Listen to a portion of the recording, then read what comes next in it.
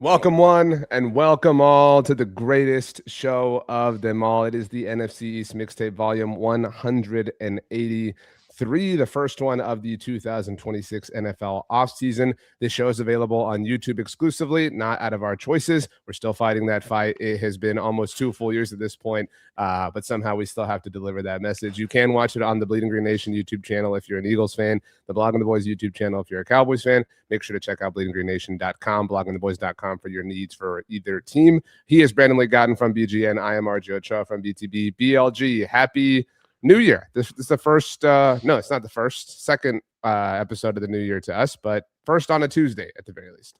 Yeah, I mean, it's not the off season for everyone. There are teams still playing. Obviously, you wouldn't really be part of that at the Dallas Cowboys, but the Philadelphia Eagles are playing a playoff game this week. And then we actually have a lot to talk to. Talk. Well, that's a kind of a little spoiler, a little Freudian slip right there. Talk to. We have a lot to talk about, given the news that's going on with these teams, even though 3 of the 4 are not in the playoffs. It is a busy time because obviously you do have the Philadelphia Eagles who are hosting a game, and we'll get to the matter in which they're hosting it with regards to the team they're hosting and the team they could have been hosting, something that you forecasted here not a full week ago, but the last time we spoke. I know, and we talked about this in Slack a little while ago, we obviously normally go in divisional standing, but because we do have a guest, Rob Stats Guerrera is going to join us to talk this Eagles 49ers game. That's going to be on the back half of the show. So fully acknowledged, Eagles won the division. That's the most important thing. They have a playoff game going on, but we have several things to hit with regards to the other 3 teams in the division. If you're okay with that as our resident Eagles person. Well, I'll say real quick on a Week 18 wrap up from the Eagles' perspective. I wanted them to play the starters. That was not a hindsight take. I said that at the time. I actually said it like on Sunday night after they beat the Bills, and they should try to get the 2 seed. They obviously didn't do that in terms of that they played their backups. They actually got the help they needed from the Lions beating the Bears, even though the Lions didn't have much to play for. And I think the Eagles could regret that. But regardless, they didn't. So here we are. They're the 3 seed. They're hosting the 49ers this weekend. That's my real quick thing on the Eagles. Yeah, I mean, I think that it's fair to be upset about the fact that the Eagles could have been the 2 seed if you're an Eagles fan. My friend Jimmy, who I reference a lot here, maybe we got to get Jimmy on at some point. I think that would be an interesting thing. He was of the mindset, he directly opposed you. And I said, look, I'm going to trust Brandon. I was like, no offense, but, and Jimmy's a Texans fan for what it's worth. Mm-hmm. I said, I'm going to trust Brandon. I said, I think they have every right. And I even tweeted, because I think this is what is part of the magic of the mixtape. My Eagles opinions are largely based on your perspective, and I think that streak goes both ways. And so I tweeted as soon as that game ended, I said, Nick Sirianni is the king of conservative. Like, Nick Sirianni was so afraid of everything. And I had, because, we have some Eagles and Cowboys fans that follow each of us. I had a lot of Eagles fans in my mentions, first of all, that were like, oh, worry about Cancun or whatever. And it was like, okay, you're missing the point here. But there were people who defended him. And I think that there is a point of defense with regards to, balancing it. But I don't think it's unfair to call him conservative at this point in time, given everything. Yeah, I think there's some cope in there just because it's what happened. So people are like, it's the right decision. It's what happened. Going into the week, the polling, including the one when we did on Bleeding Green Nation, was more about like kind of like 55 or like 60-40 in terms of in favor of playing the starters in that game. So, look, there's a scenario where they play the starters, they get hurt. It's like a disaster. I know that. I recognize that. But I think the upside would have been worth it. So there's a scenario where that doesn't happen. There's also a scenario where if you put the starters in to begin the game, you can have them maybe build up a big lead, and then you can pull them out depending on what's going on in that other game, or keep them in. But obviously, you can't do what some people were like, oh, they should have put the starters in late in the game. That's not like a majority take, but I've seen some of that. You can't do that at that point because like you're not putting in the starters who like been on the bench and haven't warmed up cold like into the game late in the game. Like you're just not going to do that. So I think they handled it wrong, and that's my problem with it. Really, it's the more bigger picture point of Sirianni, like not making it harder for the Eagles than it has to be, not maximizing what he can.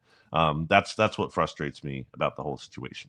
Yeah, I think that, and look, we have other things to get to, and I think that we're just going to talk in circles here. Like, if you're someone who disagrees with this, you're not going to be moved or budged from your position.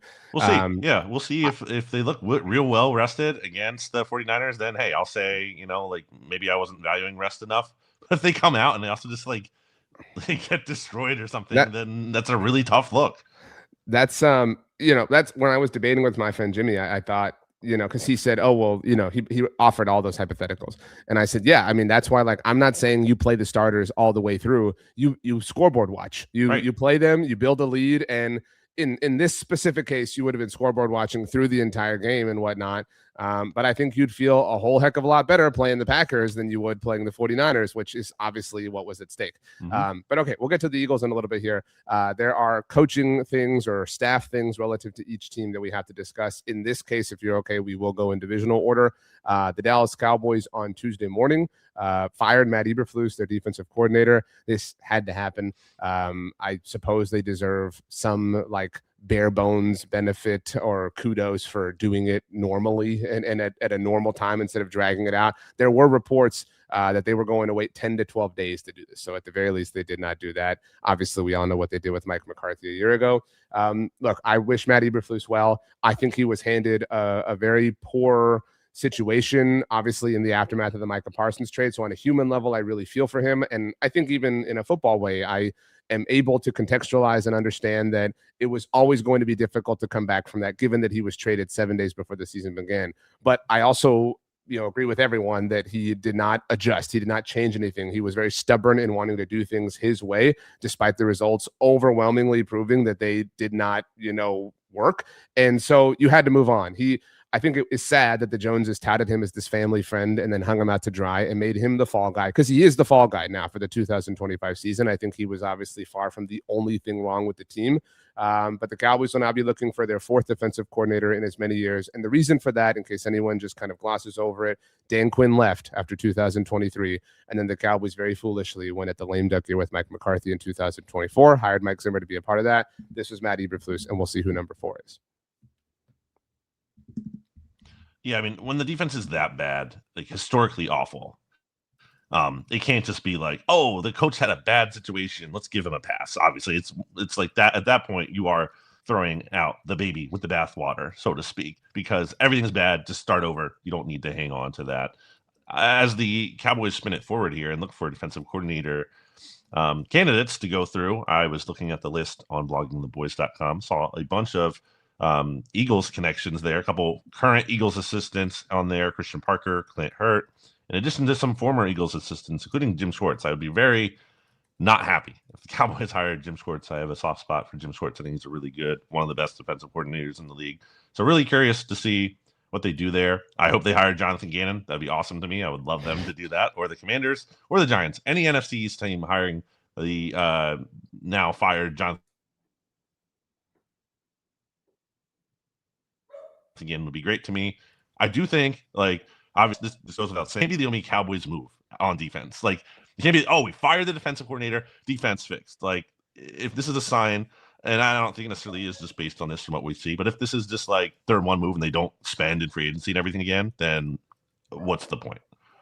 Yeah, I mean, that's why I like to say that, and I wouldn't even put it just on the staff. I mean, I know that I tend to like sweep everything under the front office rug. The front office sucks and everything is terrible that they do. And I think if I have to pick a primary culprit, more often than not, it is them. But I think that Matt Eberflus failed. I think the entire defensive coaching staff failed.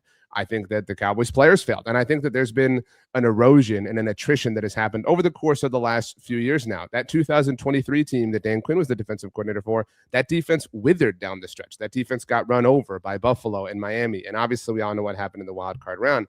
And then they just went at everything in a chaotic and tumultuous way in 2024, including the defense. But the defense was bad in 2024. And I think something that is lost in the sauce of it all, because the Cowboys like it that way, is that obviously Matt Eberflus was bad and obviously Micah Parsons was traded, but DeMarcus Lawrence left in free agency. He's had a wonderful year for the Seattle Seahawks. And I think it goes without saying that there's no way they let him walk in free agency if they know they're going to trade Micah. And so they just let everything break and didn't have any kind of reservations or backup plans for it. And this is the cost of doing business that way. They need a hard reset. They need a hard overall refreshing from a staff perspective, and even from a player standpoint. They have Quinton Williams, and I feel tremendous about him. But outside of him, there's not a single player on the defense who, if you wanted to trade for him, I would, be like, absolutely not. Quinton's the only one. Yeah. I don't think there's anyone that's really scaring me. I mean, Osa's a nice player, but like, okay. Osa's a nice player, and they gave him a new deal last year, and that was nice. But I mean, you've got to do more. You've got to do more. It's not a needle mover. Yeah, and we'll see. Like, I believe me, I am not somebody who's like, oh, it feels different. They're going to be different this offseason. Maybe they will. I would love to be wrong. I would love. You just have to see it. You literally have to see it. That's exactly what it's about. So, this is the right move, and they did it in the right way, and the kind way. Obviously, I said this last year, and I said it with Jason Garrett. What now? 6 years ago, it was even if you don't agree with me that it was incorrect, it was unkind to do what they did to Mike McCarthy and let everyone just dunk on him for a week. And the same with Jason Garrett before him. So you're swift, you're quick, you're decisive. Matt Eberflus can move on with his life, like I said, best to him, and you can move on. My number one candidate right now, since you didn't ask, if no. I'm open. I'm not closed-minded in terms of it has to be this guy. My number one candidate. Well, my number one candidate is Brian Flores. That's who I want. Yeah. That's who I want the most. It feels the most impractical, though, which is why it's hard to like really, really say that's my number one, because it doesn't feel like it can really happen. So there's like a natural limit or ceiling on that. I really am interested in the Atlanta staff at large, and that obviously includes Raheem Morris, but I don't think that he's going to be a defensive coordinator at this point. I don't have as much interest in Jonathan Gannon as anybody else, and it has nothing to do with the Eagles of it all. I will say I do not want them to go the Joe Witt route. Joe Witt was recently dismissed as the Washington defensive coordinator. That would be really frustrating. And it has nothing to do with Joe Witt, but it would just be going back to someone More than anything, I want it to be someone that has no affiliation, no past, no connection to the Joneses, to the Cowboys, bring in fresh, new, just brand spanking new blood, and let that person do what they want. That's what I care most about. I would just love it if it was Brian Flores.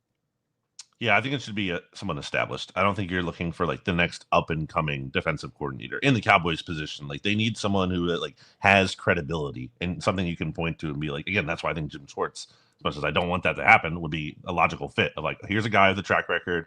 At the very least, we're going to get a solid defense, and that's really all you need. Like it's at least all the 2025 Cowboys needed was more of a solid defense. So I would go that route. The last thing I'm going to say on this, because we have to get to some Commanders and Giants things, and then Stats is going to be here shortly, is I've seen a take from some Cowboys fans that's, oh, man, well, what if we go get one of these guys, like pick who you want, Brian Flores, Jonathan Gannon, whatever, Jim Schwartz, and then they are awesome, and they're a head coach next year, and then we have to find a fifth defensive coordinator as many years. Great. Okay, yeah. So what? Like that would mean that very good things happened. I'm more than happy to deal with that problem in the future. You should hire like a worse candidate just so they can stick around. Like it doesn't make any sense. I understand the principle and I agree with it on a certain level, right? Like in a perfect world, you'd have a staff that just stays together forever. But I am super duper okay if they hire somebody who is badass and gets hired away next year as a head coach. Yeah. Plus, you could potentially yield a compensatory pick, like if we're adding potential pros associated with it. So that's my take. Okay, so let's get to the Commanders. Dan Quinn's not going anywhere. We knew that, obviously, but there will be brand new coordinators across the board. I actually shouldn't say that. There's not a new special teams coordinator, but it was announced right before we started recording and streaming. Convenient. So shout out to the Commanders. That interestingly, the wording with Cliff Kingsbury was that he and the Commanders are mutually parting ways, but then that they are moving on from Joe Witt. So they will need a new offensive coordinator and a new defensive coordinator. It remains to be seen whether or not Dan Quinn will call plays, obviously, on the defensive side of the ball, regardless who takes that job. Yeah, I saw Quinn talked about not ruling out that he could do that in 2026. So we'll see how that goes. But the Kingsbury thing kind of like came up quickly here, I guess, from a standpoint of there was some talk, I believe, from the Athletics, Diana Rossini over the weekend that there was kind of like, Kingsbury not necessarily like on. There's a disconnect, I think was the term that was used between Kingsbury and Adam Peters, which is kind of a funny one. Like the offensive coordinator and the GM, like not the offensive coordinator and the head coach, like that's more common. But the GM, that's a weird one to me. Kingsbury obviously did a really good job, I thought, in 2024. I don't know how much we can parse through that. Like it's just Jaden Daniels being awesome. I don't think he did amazing in 2025, but Marcus Mariota had some level of success. So there's that. I think as someone who's lived through the Eagles replacing two coordinators in one offseason, it's not ideal, especially when you're trying to win still. Obviously, when you're hiring a new coaching staff and you have to do that and you're building it up, sure, that can take time and develop into something good. But when you're trying to do it on the fly, which I think, again, the pressure is still on the Commanders to like win now, especially where Dan Quinn is at after a season like this one. It's weird to me, and I'm very curious to see what they do with both of those positions. Yeah, I mean, it does feel a little bit lame ducky. Like it does feel like Dan Quinn could be out after this year. Like you kind of have to get these right, and so I do think that that would naturally limit who you're going to be able to get, right? Like who wants to jump aboard a potentially sinking ship. I mean, I don't know. I don't even know who like the hot would-be offensive coordinator candidates are at this point in time. Like any hot offensive mind is in line to be a head coach. You know what I'm saying? So, and look, you said, and I'm not attacking you for this point, but you said that the Cliff did a great job last year with Jane Daniels. I think that maybe things just broke right for them in 2024. Maybe Jane Daniels was just really awesome. And well, no, yeah, so that was hard. And that makes everybody look good. You know what I'm saying? Absolutely. So, I'm just hesitant to say that anybody did anything, you know, specifically greater than usual in 2024, outside of the fact that maybe the quarterback just had a revelatory rookie season. Absolutely. But again, just pointing back to the challenge of replacing these two coordinators, like the Eagles did that. That was in 2023. Had a disastrous year, as we know, especially down the stretch. The Lions this year had to replace two coordinators, and that was a big challenge for them. So not saying they can't overcome it, but like this is already a massive challenge now going into year 3 of the Dan Quinn era, and still not having a lot of draft picks to like really rebuild that team and overhaul the talent as well. The Cowboys, by the way, just released a statement on Matt Eberflus. This is Jerry's statement. He said, having known Matt Eberflus for decades now, we have tremendous respect and appreciation for him. Okay, this is lame. I just needed to read it myself. Whatever. But okay, is that it on Washington? I want to make sure we have time for the Giants. So, seeing reporting that I don't think you mentioned this. Kingsbury expected to interview with the Giants and Titans for head coach openings. So that's kind of funny too. That like they're parting ways with him, and he might actually become a head coach. Somewhere. Wouldn't we be rooting for this, assuming it's not the Giants? Wouldn't it be hilarious if Cliff Kingsbury was awesome as a head coach? Right. Like if he gets the Titans job, wouldn't it be amazing to see him go succeed and especially if it were the Titans? Now that I kind of like unpack this a little bit, if he got his hands on Cam Ward, then that would invite some questions of like maybe Jane Daniels sucks now. You know what I mean? Like, which again is what we have to explain this a lot, but what we're rooting for as fans of teams who are in the division with the Washington Commanders. We just want everyone else to be bad and our teams to be the best. But yeah.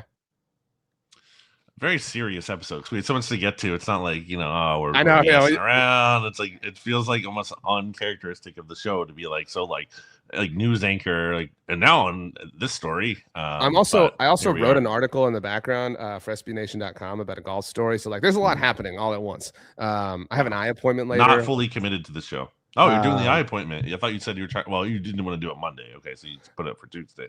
I actually, again, all due respect to Matt Eberflus, I'm very grateful that the firing happened when it did. I was very nervous that it wasn't going to have happened yet, and then it was going to happen while I was at the eye appointment. So I'm grateful that I was able to get everything done. Okay, so are we ready to move on to the Giants? We have less than 10 minutes till stats this year. The New York Football Giants keeping Joe Schoen. They've just had so much success with this general manager. They simply had to keep him. Do you know, RJ, just how bad the Giants have been during the Joe Schoen era in terms of like their record and where it stands relative to the rest? I do, of but the NFL. You should say it. I mean, well, let me read it. Yeah, because you probably don't have the specifics. Obviously, we know that conceptually they've been horrible, but they're 22, 45, and 1 since Schoen was hired in 2022. Only 5 teams have a worse record during that span. You're looking at the Cardinals, the Titans, the Raiders, the Jets, and the Panthers. And since 2023, Giants have the second worst record. It's 13 and 38. Just to note, that cuts off their 2022 season, which was a playoff year where they did win a playoff game. Like in the interest of context, but so that's why that time is important to look at. But I also think you could say like that season, it's a little less relevant from a standpoint of like, as they're going deeper into the Joe Schoen era, like he has more his fingerprints are over more of the moves there. Like at that point, when he did some things that benefited Joe Schoen, I think you could say. Anyway, they're 13 and 38 since 2023. That's only it's the second worst record, just ahead of the Titans, who are one game worse than that at 12 and 39. And then they are tied with the Raiders for the second worst record since 2024, which is 7-27, which again is only one game ahead of the 6-28 Titans. So there's this idea, and I think I've touched on this before, that like, oh, actually the roster isn't so bad, and it's just really the coaching staff for the Giants that's really like holding this talent back. And that's just a crazy thing for me to even if that's true, I just don't think you should be operating with that mindset. As we've talked about before, you had a chance to wipe the slate clean. They're not doing it. And as an Eagles perspective, I like that the fact that they're not taking this opportunity to just get it all synced up. And by the way, have gone from the number 1 pick in the draft within 2 weeks, have dropped down to 5 with these twice. They did this in back-to-back years, to be clear. Yep. I also should mention on a Cowboys slant that they had won 9 games in a row against the Giants, and Dak had won 14 in a row. Those came to an end, those streaks, obviously because he started the game on Sunday. Just as a note, yeah, like, I mean, this is fantastic news if you're a fan of an NFC East team that isn't the Giants. And I think really depressing news for the Giants. This to me feels like their 2024 offseason that I lived through, where there's just nothing but apathy, like a fire hose of apathy.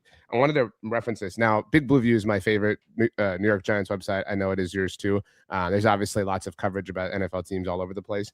This actually kind of stopped me.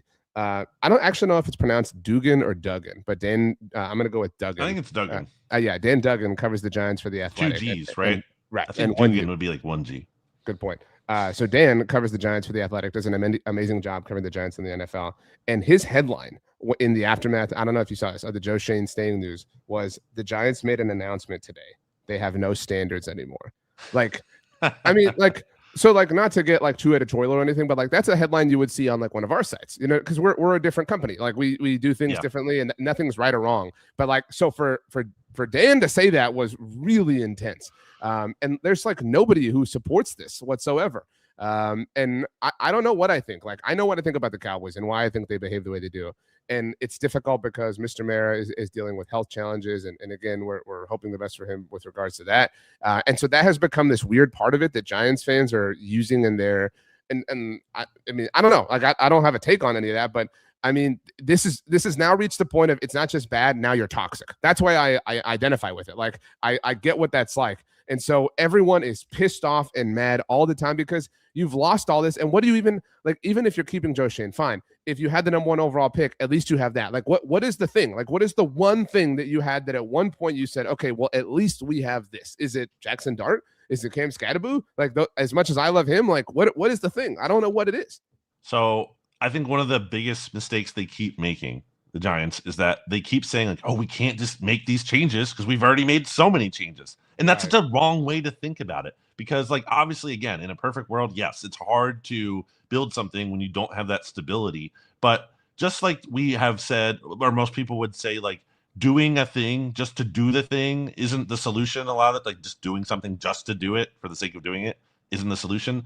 That also applies to the inverse of like, not doing a thing just to not do it doesn't mean that's stability and that's good and the sake of continuity for the sake of continuity. And based on merit, there's no reason to keep Joe Schoen. It's insane. I'm glad I'm not a Giants fan because I'd be going insane if this is the situation they were in. And by the way, Giants got lucky that the Commanders did win that game against the Eagles because they would have dropped to 6th if not for that. Commanders stayed at 7. They couldn't fall lower than that.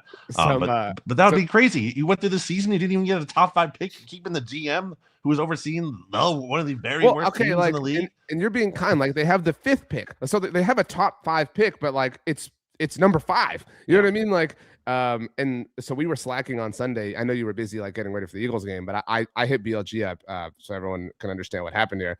And I said, dude, it's happening. And because the Cowboys were down 16-10 at halftime. Loved it. And then Dak Prescott was on the bench.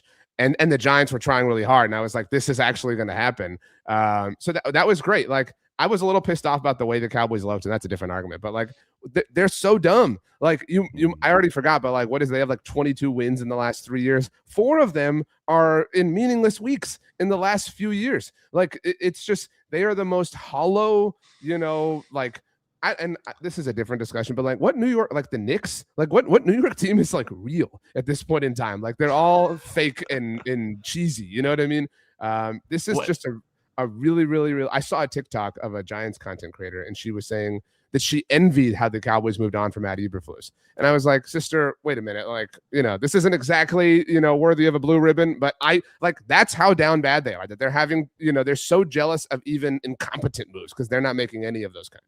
And again, this is a team that spent like $11 million on Russell Wilson this year. For what? Like they're just like throwing money away. They obviously have a lot of cap space because they have a rookie quarterback, but they're not even like making the most of that. They're like wasting these resources in the meantime. Like they clearly don't know what they're doing. Now, I will say, you wanted to say something? Did you see the Russell Wilson thing that popped up on Monday? So how he had like a hamstring injury that he didn't report. He said now the Giants can be subject to investigation. He said in his exit interview that he tore his hamstring, and look, we love Russ, so it's very difficult that he has like gone down this path for us, not just as a show, but as fans of his. But like, this is so lame that he came out and said, I tore my hamstring the week before the Cowboys game, the week before I threw for 400 yards. Look at me, how heroic I am. I mean, it was such a like clearly concocted PR story to like work in Russ's favor ahead of the offseason and get him a job somewhere else. So that I don't put on the Giants whatsoever. Like that is just Russ being lame. But in case anybody saw that, I wanted to touch on it. So I do think the Giants can get the head coach hiring right. Like I think that's possible. I think they can achieve a good result through a bad process. I think that is possible because if they get Kevin Stefanski, I think that would be a good hire for them.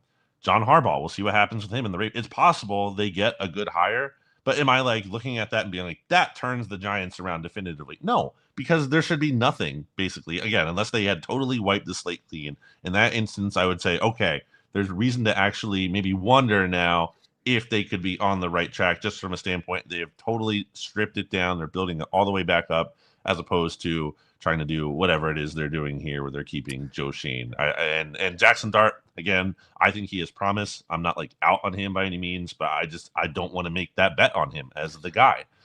So yeah, Giants are a mess. Stats is out, or Stats is here. So last thing before we bring him in, what's the like piece of Giants news that would concern you the most? It doesn't have to be like they hired this person to be their head coach, but like what could be I think it would be like Stefanski or Harbaugh. Either way, like I would be like, that might be a good hire for them. It doesn't mean like I agree with Stefanski. That would be my number one. And the opposite end of that spectrum for me would be that they trade for Mike Tomlin. That the Steelers lose on Monday night, and then they trade for Mike Tomlin. That would be hilarious, and I would love it. I wouldn't love that. I think they could do worse. Okay. Here he is, live and in living color. Rob Stats Guerrera, fresh off of his 49ers, looking like absolute losers against a green-birded NFL team, which he hopes is not the case come Sunday afternoon. Stats, Happy New Year. And did you eat your black-eyed peas and cabbage and grapes and all that stuff? Was nothing happy about this new year. Stats, you're going to answer the question? Did you eat this stuff? No. You don't believe in this? I don't even know what you're talking about. It's a common thing. Like people eat like 12 black-eyed peas, 12 grapes, and I don't know what the cabbage thing, but you eat one like for good luck for every month of the year. No. I've never done this, but I vaguely aware of what RJ is referencing it. RJ, did you not plug Stats and where you can find him? Well, I was getting there, like getting to the 49. I had to. We'll let him do it. Stats, last time I brought Stats on, it was to like rub it in your face that the Cowboys beat the Eagles, and he was like actually really negative to me. So I'm still on bad terms with him. But go ahead, Stats. So I cover the 49ers for the 49ers Gold Standard podcast and YouTube channel. I always say, if you give us a chance, you will like what you see. I haven't liked what I've seen recently, and you should be licking your chops, BLG. I'm excited. I think this is an exciting matchup from a standpoint too. Last year, like the Eagles played all these teams they had already played a lot in the regular. Like they had obviously played the Commanders twice prior to playing them in the championship game. They played the Rams. They'd played the Packers. So it's exciting from a standpoint of the Eagles haven't played the 49ers in a bit here back in the 2023 season. Obviously, when the 49ers won that game, they got their revenge for the Eagles beating them. Okay, wait a minute. Wait. This is why like this is what I thought you were going to do when I brought you on last time, and then you failed and only sided with BLG. So first of all, I have said for literal years now that 49ers fans had every right to moan and groan about what happened in the 2022 NFC Championship. They did not have a quarterback. Like what? Okay. It was a ticket to the Super Bowl on the line. They did not have a quarterback. I'm so glad you brought this up. They did not have a quarterback, and they did not get their revenge. The Eagles collapsed, and Big Dom interfered and got in the way and ruined the game and made it all about himself. And the 49ers smashed them because they were better. In terms of the 49ers went to the Super Bowl, and in terms of the last few years, yeah, they lost to the Chiefs. And the Eagles beat the Chiefs in the Super Bowl. Like, good. No one is denying that the Eagles are the reigning Super Bowl champions, Brandon. Like, don't project your Eagles insecurities onto us. But like I have said, insecurity. That's what happened. The 49ers were the Eagles before the Eagles are now. They were this badass group of maulers who just punched you in the mouth and left you for dead. And that's why when I went on Kay Adams' show and I pissed all these Eagles fans off, I said, I am terrified of the 49ers. I am in no way spooked by the Philadelphia Eagles. The Eagles do have insecurities. The Niners don't. The Niners have flaws, but they do not have insecurities, which is why they do not hold any need to get any kind of revenge for what happened in 2022. You seem to care more about that. You care more about the slippery field 2 weeks later in Arizona where Jonathan Gannon went and got fired and all this stupid stuff ever since then. So I really think the idea that they're getting revenge is stupid for multiple reasons, including the fact that if they wanted to, they have a reason to. They did not have a quarterback stats. First of all, there is nothing that can happen in this game. There's nothing that happened in 2023 to get revenge for losing the NFC Championship game. That was a Super Bowl team for the 49ers that did not get to go to the Super Bowl. There is nothing that could make up for it. If the Niners beat the Eagles 100-0 and storm to the playoffs and win the Super Bowl this year, they'll still be a Super Bowl short. They still don't get to go back in time to 2022. So it doesn't matter at all. It has nothing to do with it. And by the way, this 49er team is so far removed from that 49er team in 2022. They're not even close. They wear the same colors. That's about it. The only thing I want to say that's funny about the whole, didn't have a quarterback thing is the 49ers literally proposed a rule so you could have an emergency quarterback again. That made sense. Right? Okay. It makes sense, right? So how many times have they actually done that and designated the third quarterback since then?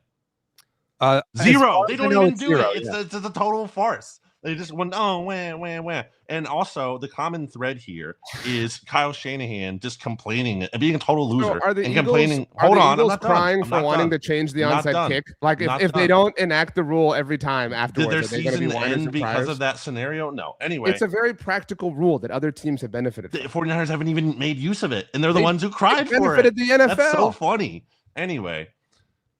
They wanted it for themselves, and they didn't even use it. Okay, let's start. It's stupid. But here's my point.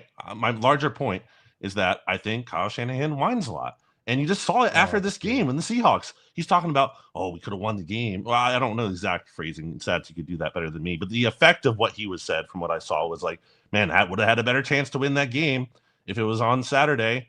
Guess who else had to play on Saturday? The Seahawks, who absolutely dominated the 49ers. So I just think that the 49ers have this mentality sometimes of like, we're the victims, and look at us.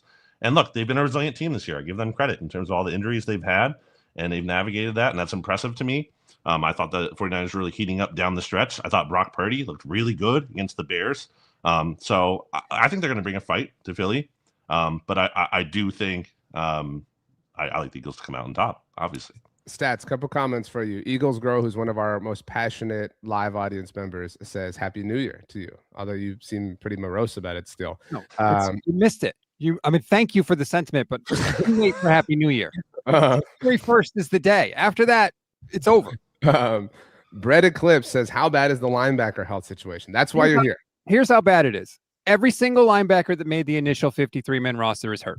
That's not an exaggeration. It is a statement of fact. They have Garrett Wallow is going to line up at linebacker for the 49ers. And if you're saying, who is that? So am I, because I didn't know he was on the team until he got a penalty last week. That's how bad and banged up they are.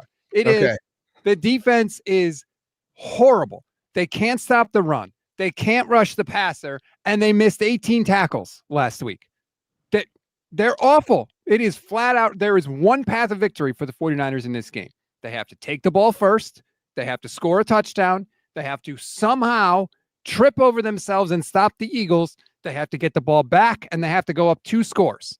If they go up 2 scores and they play the game script from there, that is where they have been successful this year. They can navigate that because their offense has been so good and their special teams have been so good that they're always able to push it back to 2 scores, even if the other team scores a touchdown or gets a field goal. That's the path to victory for the 49ers. Otherwise, they won't win. It's very funny that, like, 49ers defense, it's so terrible. And it is bad. It's a really bad defense, in part because of the injuries. And yet, like, I have no confidence in the Eagles offense being able to take advantage of this. And we saw this against the Bears. The Bears were, like, without 4 of their top 6 linebackers. Everyone going into that game against Chicago on Black Friday is like, Eagles need to take advantage of this. Maybe the run game gets going. Maybe Dallas Goedert has a big game. Really take advantage of these Bears linebackers who nobody knows who they are. Eagles didn't do that at all. So, like, I don't look at this matchup for the Eagles. I don't look at a weak defense in general, unless it's like the level of the Raiders, which we saw, or the Giants in that Eagles-Giants second game they played this season, unless it's like that bad. And I don't think the 49ers are quite that level of a team. So I just don't have faith in the Eagles might be able to like do enough, might be able to muster enough on offense, but I have no faith in them having this like big day against this defense, even though it is really banged up. Okay, Stats, couple more questions for you from the chat. First of all, there's a lot of notion about how Kyle Shanahan blocked the Eagles' best pass rusher with a third string tight end. So we're still having the quarterback discussion from the 2022 NFC title game. Anyway, so Red Eclipse had a follow-up question. How would you grade Robert Saleh as the defensive coordinator this year? So is it just the injuries? Is it he sucks? I mean, you are pretty angry. So, like, where do you direct this? Well, it's really hard to grade him because take your 2 best players, potentially 2 Hall of Fame-ish type players, and take them off your defense. And then let's see how your defense does. In addition to all the other injuries, like those 2 guys, first and foremost. I mean, Bosa missed 14 games. Fred Warner missed 11 games. So it's hard to evaluate. They have done the best that they can do. And I really do think that if they had their pieces, this would be a top 3 defense in the NFL. I really do. But you can't just say, well, if everybody stayed healthy, because nobody ever stays healthy. So it's been frustrating. There's a lot of dropping into zone coverage, soft zone coverage, like constantly. And I get it. Like, they're not that good, but sometimes you have to do something different. They don't disguise things. I'd love to see Robert Saleh back this year. I would love it, for the record. But, you know, I would give him a solid B+ this year. Okay, so this kind of takes us to, I think, the story of the game. Stats are obviously really upset about the Niners defense. BLG is well on record, and so is every Eagles fan at being upset about the Eagles offense. Stoppable force meeting a movable object. I'm an impartial party here, I think, you know, for the most part.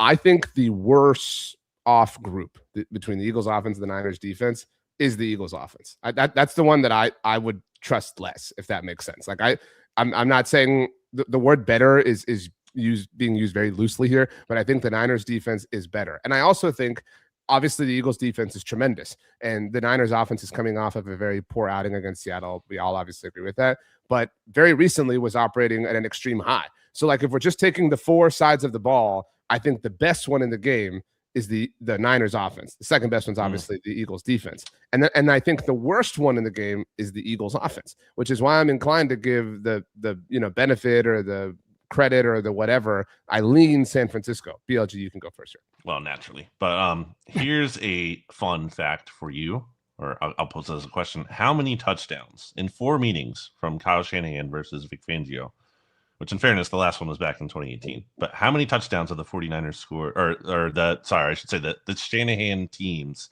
because it's been multiple, Washington. So entirely different teams and rosters that have no. How many have they scored? How many they've scored against Fangio? 1. He scored Kyle Shanahan scored one touchdown against Vic Fangio. He is 1-3. Shanahan is 1-3 against Fangio in those games. That one touchdown was a garbage time touchdown, by the way. With a minute left in the game. I would like to point out the quarterbacks of those teams were John Beck, Robert Griffin, Jimmy Garoppolo, and Nick Mullins. Absolutely. That's fair. I'm not saying like it means that the 49ers aren't going to score a touchdown this weekend, but I think Kyle Shanahan has said it himself in that interview he did for The Athletic, which also had like Sean McVay and Matt LaFleur, and they're all talking about how, Vic Fangio is the guy. He's like the boogeyman. Like he is the guy who shuts down this system. Again, that doesn't mean I think the 49ers are going to be held to 3 points, just like they were against the Seahawks. But I do have a lot of faith in Vic Fangio and this Eagles defense. They've had games this year, few and far between. First Giants game, Bears game, as I just mentioned, where they just absolutely got bullied and like completely run over. So maybe the 49ers come to town and they get Christian McCaffrey going. That's not impossible to me, but I think more often than not, they've just been so locked down. And the fact that I brought this up before, but it's crazy how the Eagles having 2 games this year, which they are 2-0 in, where they have not completed a pass in the second half, is a testament to something, but it really is a testament to just how good the defense is that you can actually win a game like that. So I do feel good about the Eagles defense, even though the 49ers offense was heating up prior to the Seahawks game. Then rank the 4 things like I did. Eagles defense is number 1. I think they're one of the best defenses in the NFL. That 49ers offense, by the way. So do you agree with 3 and 4 then? Like, do you agree that the Eagles offense is the 4th of the 4 things? Yes, because I think the Eagles can't get out of their way and off. Like, it's not even about the team. I don't care. The Eagles, again, unless it's like the Raiders, the very extreme example. I just don't trust the Eagles offense against anyone because I think they're their own biggest enemy. I don't care who they're playing. It's just like I don't trust them to get out of their own way. Well, that's what I've been saying because, look, the experts are picking the Eagles. I've said I expect the Eagles to win this game, but I've also said, because there are a lot of 49er fans that are shoveling dirt on the team already, like they still have to kick the ball off and play the game. And we have seen weird stuff happen in playoff games. The 49ers specifically have some of the weirdest playoff wins in recent history. I mean, they won a game. They didn't score an offensive touchdown in Green Bay a few years ago because they blocked a punt and returned it for a touchdown against a Hall of Fame quarterback in Aaron Rodgers. They had the biggest comeback ever in the NFC Championship game because the other coach kept going for it on 4th down and not getting it. And nobody criticizes him for that, by the way. Weird stuff happens in the playoffs. Like the better team doesn't always win. The Niners would have 3 more Super Bowl trophies if the better team always won. They don't. So I give the 49ers a puncher's chance in this game. And I don't know. You probably do need the Eagles to go into one of their weird offensive funks, but it has happened. Like that's a thing that is a real thing. If I'm Kyle Shanahan, I go in there and I throw everything at Philly. Kitchen sink game, whatever it is, fake punts, going for it every time on 4th down. You're probably going to lose anyway. Go out in a blaze of glory. Go nuts. I thought they were so shell-shocked in the Seattle game. They were like, please don't hurt us. They only had a couple of guys out eligible in the pass plays because they were trying to protect, which they still couldn't do. It was very much like, we know we can't block them, so let's just forget that. Go out and go nuts. I'm Kyle Shanahan. I got a quarterback I believe in. This year has been the year from hell, but what have we got to lose? I hope they do that. If they lose, they lose. But I did not like the mentality that they came out with in a massive game against Seattle in Week 18. 2 things here. But first, stats. Brandon would have preferred that the Eagles play the Packers. Obviously, if things had broken the other direction, if either the Eagles had won or the Lions hadn't beaten Chicago, would you have rather faced Chicago? Yes, just because I think the game would be more interesting. I think there's a chance that the Eagles just smother the 49ers like the Seahawks did, and that's a boring game. At least Niners-Bears, it was fireworks. If I got to go out, give me that. If the last football game of my team that I'm going to watch is on, I hope it's a 38-35 game and not a 20-3 game. Okay, so that was the first thing. So this is the situation that neither of you preferred. Good thing that we're all friends. It was more about, to me, though, the 2 seed as I don't care if right, played. I just wanted the 2 seed. Right. That makes sense. Okay. My other thing is this does feel like 2 different teams who are meeting that were the same team at different points in time. Like stats, I thought you were going to bring up. What was it that Jimmy Garoppolo threw 8 passes in one of the NFC Championship games? What was threw 8, completed 6. Thank you. Like the Niners were the team. Like we had all the Brock Purdy arguments. Like they were the team that it doesn't matter if the quarterback is trash. It doesn't matter if he can do anything.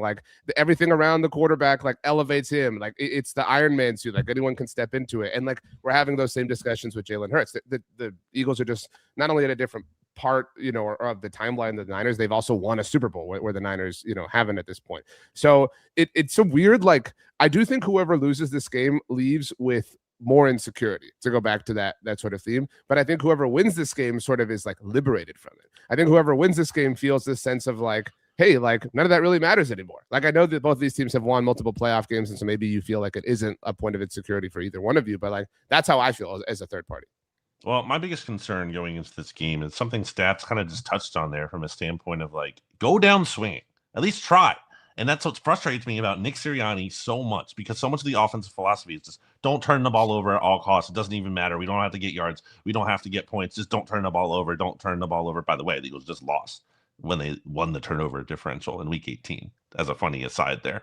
But like I'll have a hard time going down if it's one of these situations, kind of like when the Eagles lost to the Cowboys.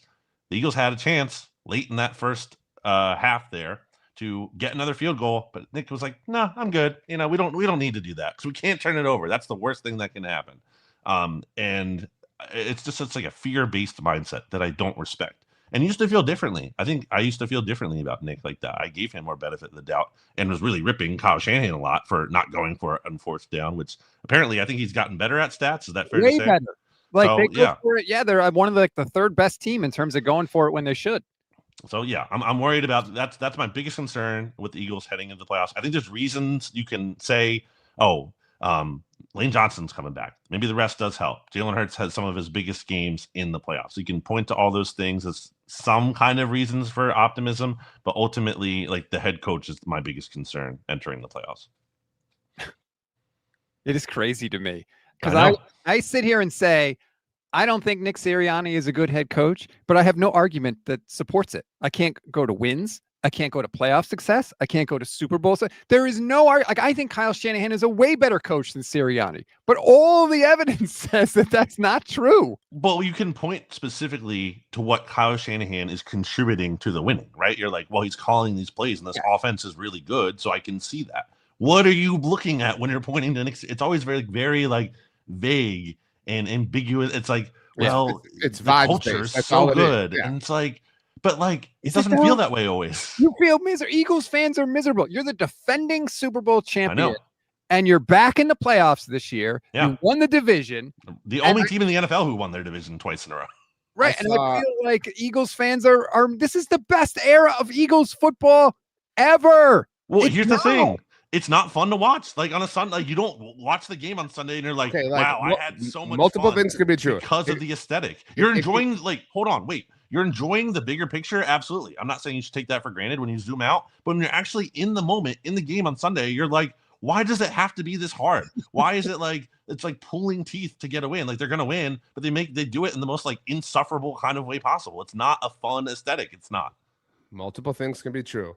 That this is the greatest era of Philadelphia Eagles football ever. Yes. That it's insufferable to experience. And that you saying that comes across a little tone deaf to people who haven't experienced something like that. All these things can be and are true. Stats, what are you nodding at me over? Like, congrats, you lost 2 Super Bowls. Like, I mean, so I don't know, what you're excited about at this point. But that being said, Stats asked me a few weeks ago, Brandon. I don't know if he asked you. But he I forget what the phrasing was, Stats, but it was like, what's the reason why the Niners win the Super Bowl? Or give me your take. I forget. Do you remember what it was when you texted me? I think I just asked you for your honest opinion. Okay, so in my opinion then, and this leads us into game picks, was this has to be the year. Like if it doesn't happen now, when can it? And I don't think that same pressure exists over the Eagles. Some because I give the Eagles a lot of benefit of the doubt to always kind of think their way out of the box and find a new way. Even if they moved on from Jalen Hurts or AJ Brown or whoever, like they will think of a new way to have a chance. But the Niners are near the end of this rope, and not the Brock Purdy rope, but like the George Kittle rope, the Christian McCaffrey rope, like maybe even the Kyle Shanahan rope, as far as being like elite. Like this core that has sustained them through all of this is on the verge of, fizzing out. And so like this is a more like needed time for the Niners, in my opinion, which I do think adds to the like pending insecurity. That being said, I'm going to pick the Niners because I think they're the more desperate team. And I think the Eagles are the team more inclined to lean into their self-created insecurities. But the line, by the way, is 4.5. Which has moved up from originally before the game. It was like 1.5, I think, but like the look ahead line before the games were set. And then it was at 3. Ahead. There you go. It was at 3 and then went to 3.5 and now what, 4.5, you said? All right. So I've made my pick and I'm obviously going to take the points because I think the Niners are going to win this game. Stats, you're the guest, so you can go before BLG. Well, I'm picking the Eagles to win the game for sure. I think the 49ers can win it. I think all the pressure is on the Eagles. And what you have to hope for as a 49er fan is that the Niners can score and get up early. Maybe the Eagles make a mistake or just have a couple of 3-and-outs. The crowd starts to turn on Philly a little bit. Maybe Sirianni gets, a little conservative. AJ Brown starts to pop. Like, you're going to need the Eagles to help you out in this if you're going to pull it off. Can they do it? Absolutely, they can do it. Do I expect them to do it? No, but at least go down fighting if you're going to go down. Yeah, you said it well there, Stats, in terms of like, I think the Eagles' biggest opponent is like themselves. I think they are quite capable of beating themselves. I think one interesting thing about the Niners this year that I was kind of thinking about, especially prior to they lost in week 18, was the fact that the 49ers in years past, when they were so good, were like the it team in the NFL or one of them. And I think like that's fun. At the same time, I think there is a lot of pressure that comes with that. And this year felt different to me from a standpoint of like everyone just kind of wrote them off early, at least relative to the other NFC powers that be, because they were so banged up. And I think that they almost benefited from that, from a standpoint of like, oh, like we're kind of just quietly doing our thing, racking up some wins here. And I think that's like a good place for them to be now.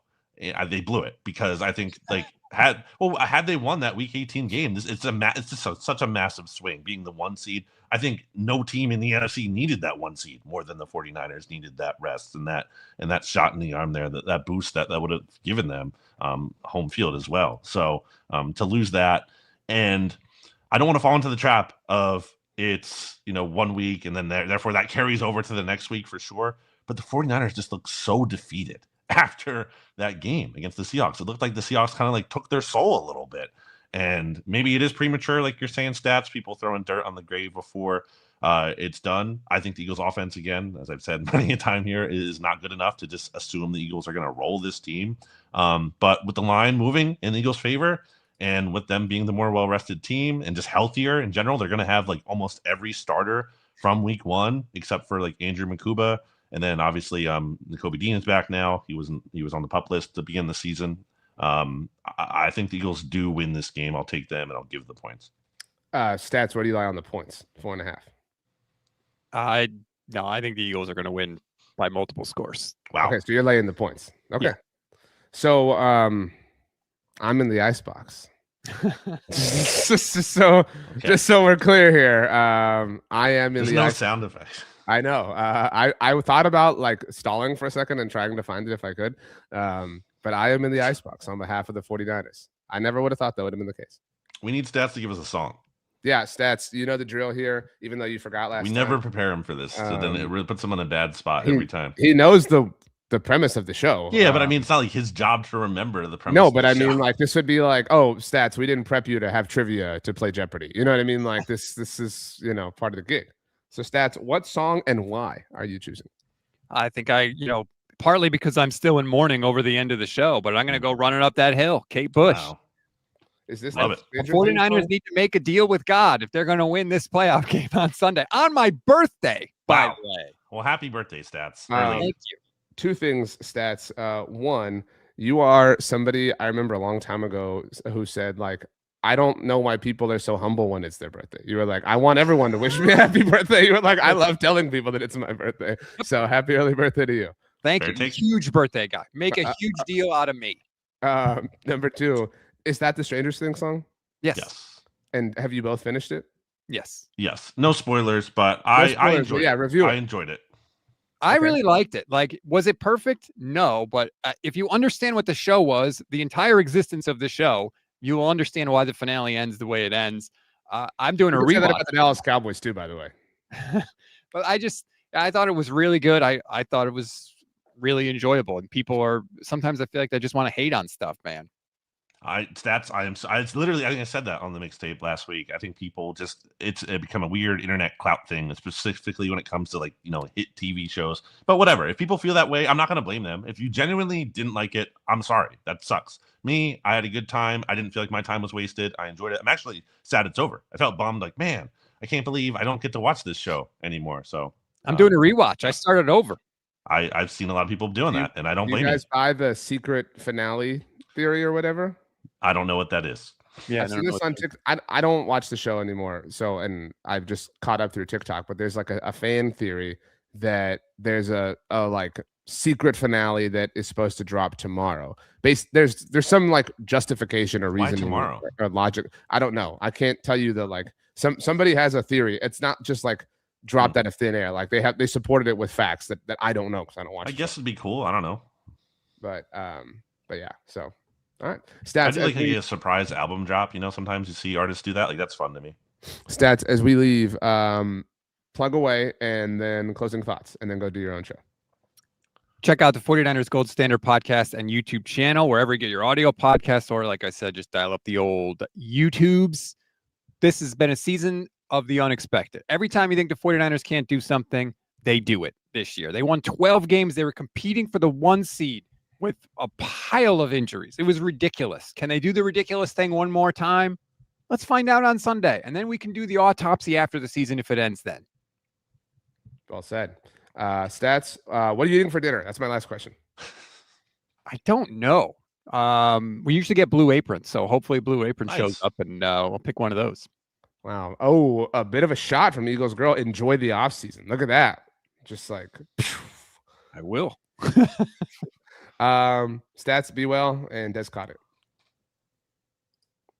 That was awesome. A lot better than his last appearance because he was not mean to the Cowboys this time. So Check him out on social media too, at Stats on Fire. If you didn't say that, Stats is right. a great follow for all things 49ers and NFL at large.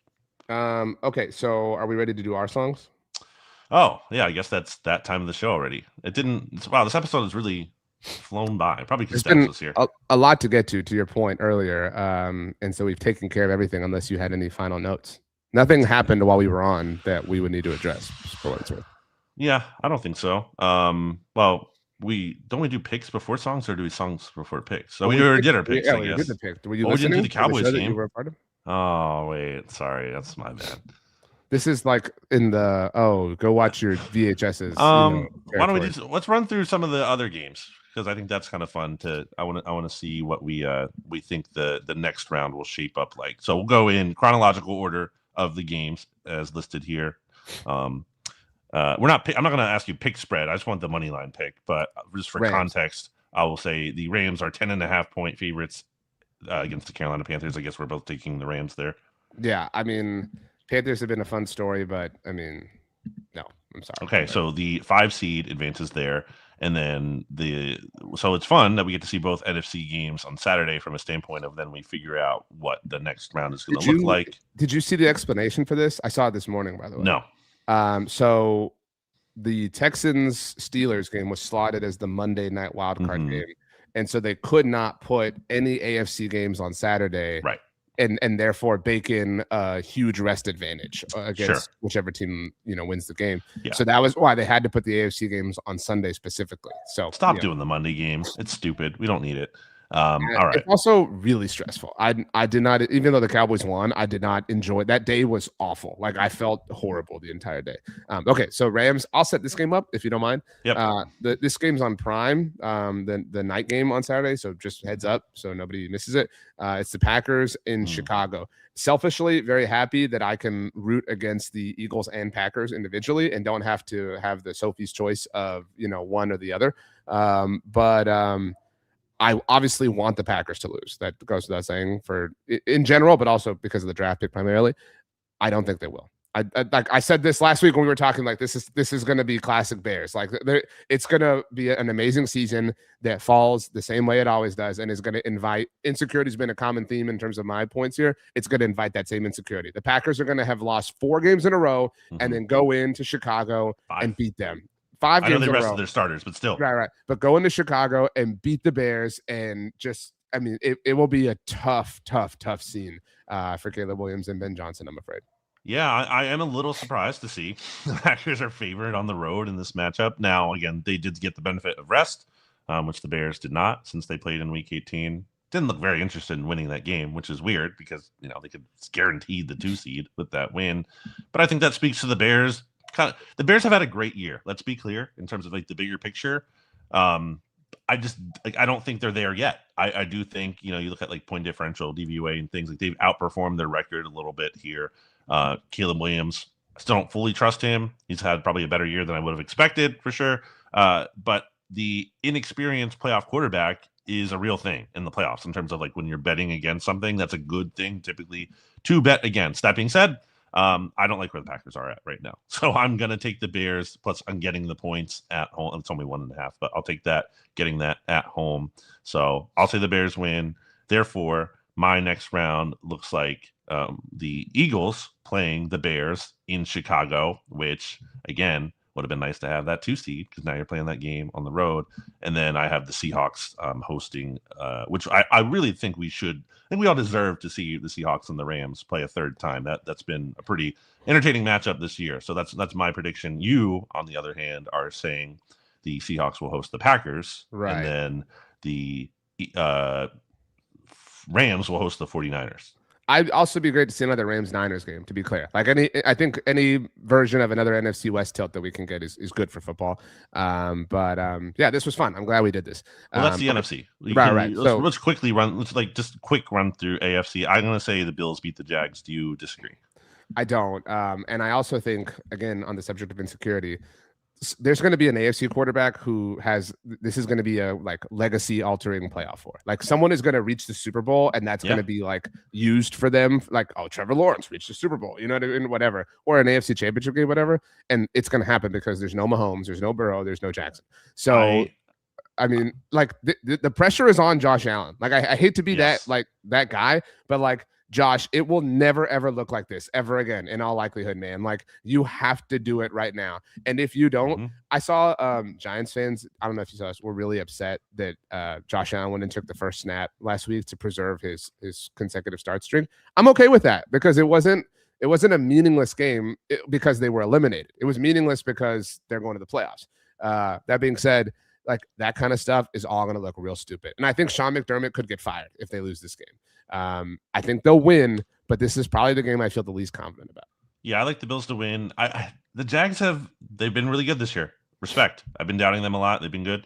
I do feel like, and I don't even hate the Jags, so this isn't coming from a place of disdain for them, but it does feel to me like, what is even the point of the Super Bowl of the Jags? Like, what does that mean if the Jags win the Super Bowl? Like, what is that? I guess good for their fan base, but like, what does that actually mean in like the history of the NFL? It's like it'll just be like, oh, remember that one year where the Jags won? Like that was really weird. I think that's what that looks like, unless they build on it. But yeah, after the Rams beat the Bengals in the Super Bowl a couple years ago, I asked Michael Peterson on a Monday Football Monday episode. I was like, is anybody really mad about this? Like was there anyone who was like upset that the Rams won the Super Bowl? No, like we were more than anything mad that the Bengals didn't get that moment because that would have been cool for Joe Burrow. But continue.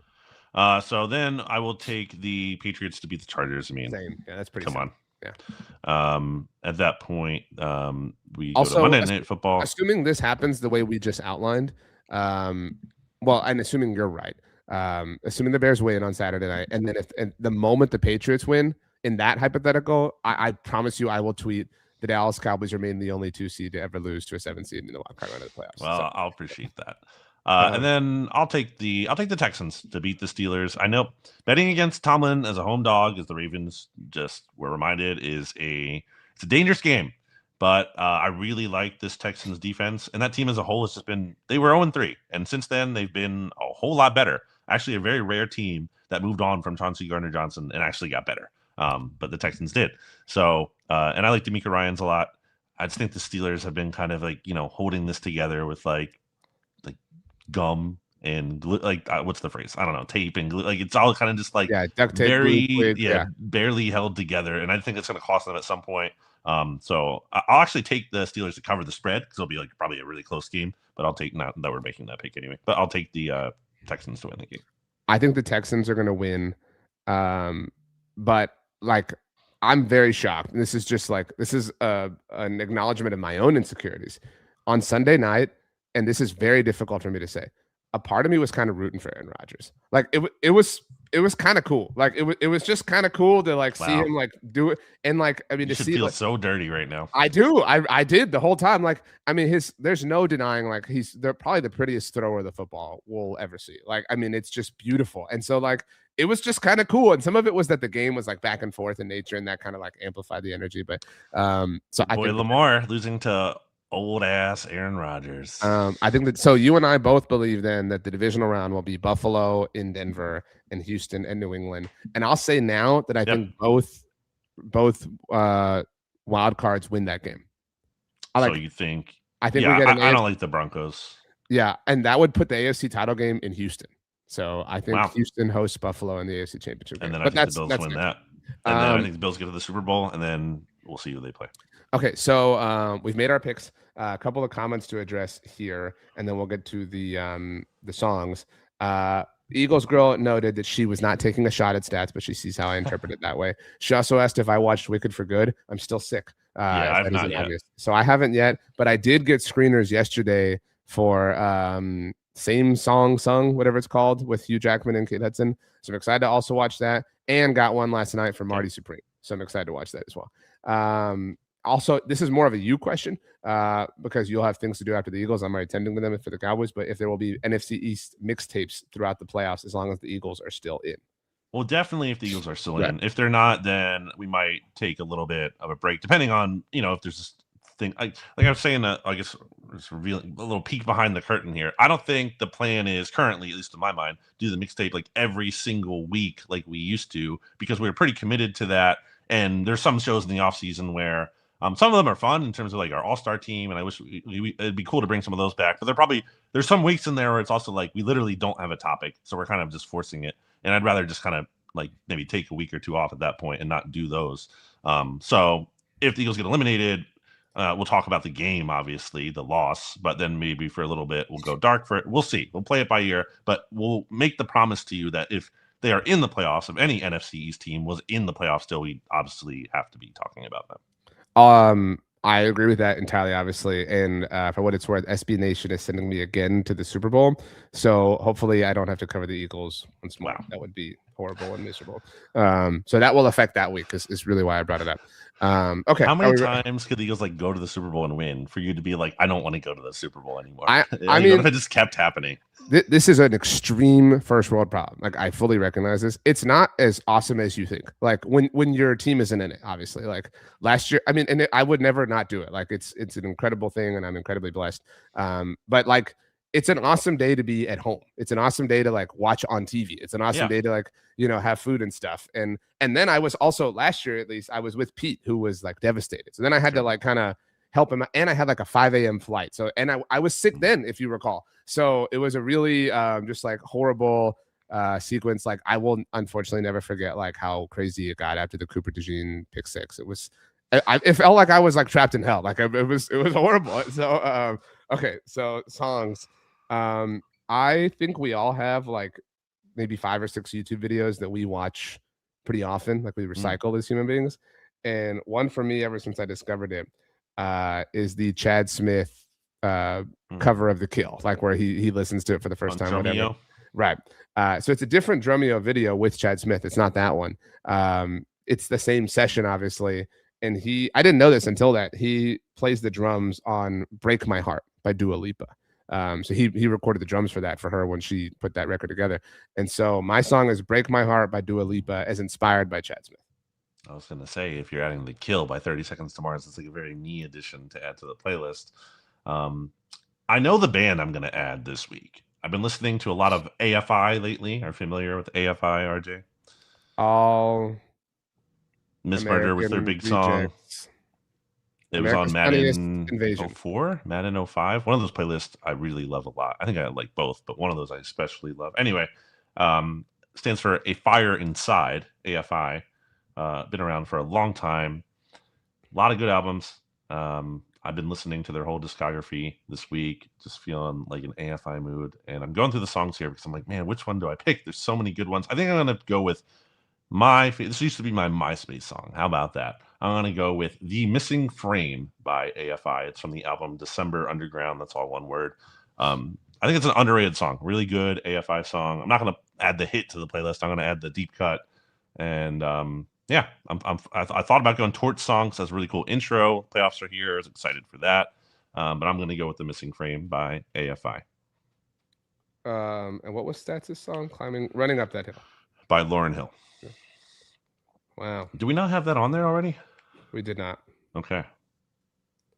So yeah, we've got a variety of things here. That is true. Do you know how many songs are on here? I do not. 196. So in the next 2 episodes, at least, I'll probably take at least 2, because even if we had a guest next week, it's a 13-hour, 25-minute playlist. We're 4 songs away from 200. So I always add my song first. So you will be the 200th song, unless we have a guest next week. Well, maybe we will. TBD. Michael says my favorite band of all time. I discovered them through Seamus's interview with the singer on BGN Radio. Rest in peace. Wait, who is AFI or discovered them through? Oh no, No, I'm sorry. The Wonder Years. The Wonder Years. Yeah, absolutely. No, I like the Wonder Years a lot. Dan Campbell. Funny enough, not the Lions Dan Campbell, but that's actually his name, the lead singer of the Wonder Years, who goes by Soupy, I believe, which is a nice little a fun nickname that he has. But yeah, Dan Campbell, big Birds fan, like legit, like was talking with Seamus, not just like, oh, I like the Eagles, like talking about like, roster machinations and stuff. Shout out to our good friend Brendan Ekstrom as well, who's I've shouted out with his band, his new project that he has going on. Really cool. Originally from Circus 5. So Hyper Violets, check them out as well. Eagles Girl, longtime listener, says, I also miss having Rachel songs too. I think we can workshop this internally behind the scenes and in Slack. At some point across the offseason, we should check in with everyone from the NFC's Mixtape universe. It's good. We should get Rachel in on an episode, Steven in on an episode. We've obviously had Stats in, and we get Pete in, and maybe Kist. Everyone from the SB Nation NFL universe too. Yeah, like Kist. If Kist could take a break from, I was gonna say, I don't know if Michael Kist has time for. I mean, I'm sure he does, but I don't. He might not with how big he is. Jeremy from Pride of Detroit, obviously. Yeah, everyone. Okay, so as we leave, Brandon, why don't you tell us what I should have for lunch? How about that? Oh man, well, it is Tuesday. I don't know how that factors in, but somehow in my mind it does. You're talking about something from home, or are you talking about getting out, or it's just? How about this? What's the ideal Tuesday lunch? I was thinking like a not too heavy of a sandwich. Like a cheesesteak, for example, is I love a cheesesteak, but maybe a little too heavy. At this point, I'm thinking maybe like a chicken salad, something like like satisfying but not too heavy. Yeah. I just had a really good one recently. That was like a spicy chicken salad. It was a sandwich. I got it on a Kaiser. It was great. Awesome. Then say chicken salad and we leave. Chicken salad, then we leave.